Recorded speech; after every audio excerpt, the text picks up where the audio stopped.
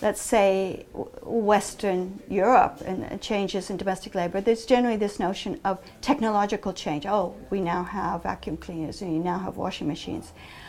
There's a bit of that in Africa, but really the fundamental change is social relations. And that has changed dramatically. When you think about 1900, that was just at the end of a century of slavery. If you look at traditional divisions of labor, there was quite a balance. Men had particular crops, women had particular crops. They were all working in the field, etc.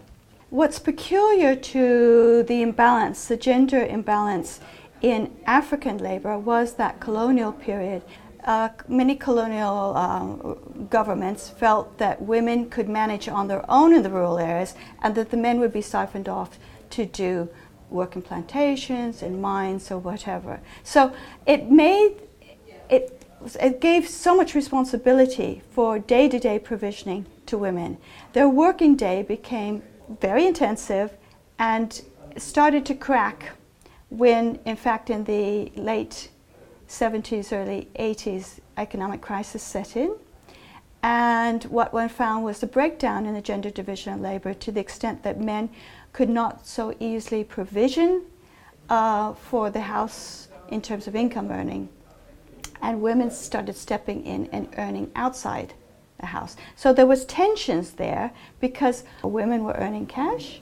Men were not necessarily bringing in enough, but they weren't helping in the house.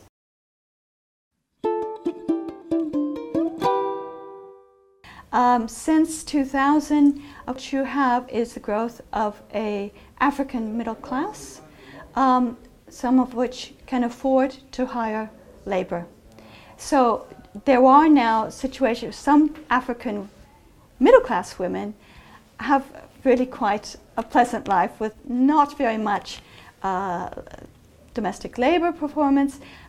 On the other hand, this whole period has had winners and losers, that there are still a great deal of poor, often coming from rural origins, who are coming to the city to find work. The fact that they are not being adequately paid, being paid directly, their earnings go to someone else. And yes, they can in fact experience sexual as well as labor abuse. I started out saying that at the beginning in 1900 there was the forced labor. This indeed, ironically, in the 21st century is a form of forced labor.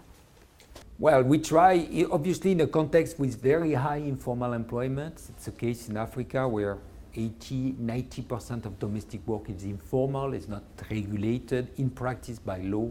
Domestic workers should enjoy the same rights and benefits that other workers generally. Trying to empower domestic workers by changing the perception, but also by organizing domestic workers.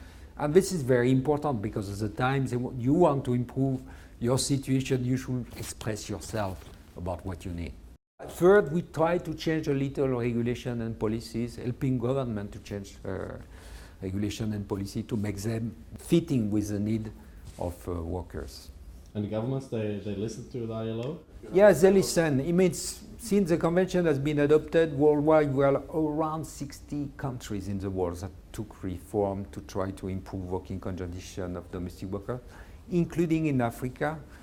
Even if in Africa, I would say we have still a long way to go, but movement is there.